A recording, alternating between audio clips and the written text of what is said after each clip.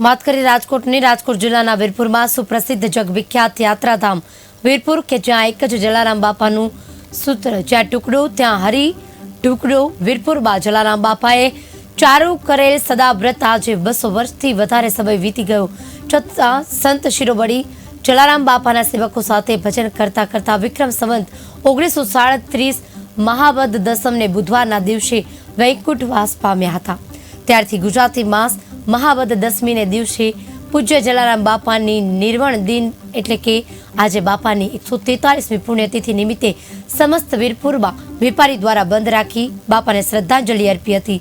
ત્યારે મંદિરની જગ્યાએ ભક્તો માટે દર્શન કરવા ખુલ્લી રાખી હતી અને બાપાનું સદાવ્રત અન્ન ક્ષેત્ર ભક્તો માટે ખુલ્લું રાખવામાં આવેલ હતું।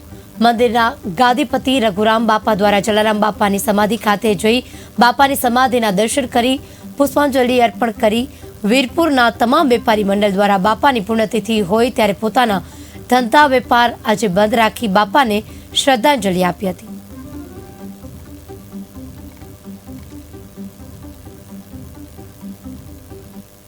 જલારામ બાપાના દર્શને આવીને અમને ખૂબ આનંદ થાય છે અને ખૂબ સારો પરિચય થાય છે। એમને પરિચય સારો અને ખૂબ સારો આનંદ થાય છે। એમના દર્શનથી અમારું ઘણું બધું કામ સફળ થાય છે। આજે બાપાની પુણ્યતિથિ છે, તમે બાપાને દર્શન કરવા આવ્યો, કેવું લાગે?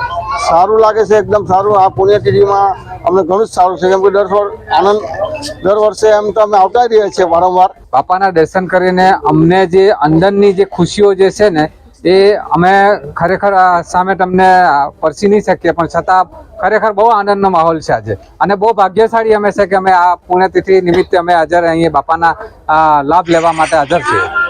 રાજકોટ જિલ્લાના વીરપુર ગામમાં આજે સંત શિરોમણી પૂજ્ય જલારામ બાપાની પુણ્યતિથિ નિમિત્તે સજ્જડ બંધ રાખી અને બાપાને શ્રદ્ધાંજલિ છે તે અર્પિત કરવામાં આવી છે। જાણે કે લેને કો ટુકડા ભલા લેને કો હરિ નામ સૂત્રને સાર્થક કરનાર પૂજ્ય જલારામ બાપાની પુણ્યતિથિ નિમિત્તે ગામ છે તે આજે સજ્જડ બંધ રાખી અને બાપાને છે તે શ્રદ્ધાંજલિ છે તે અર્પિત કરવામાં આવી છે।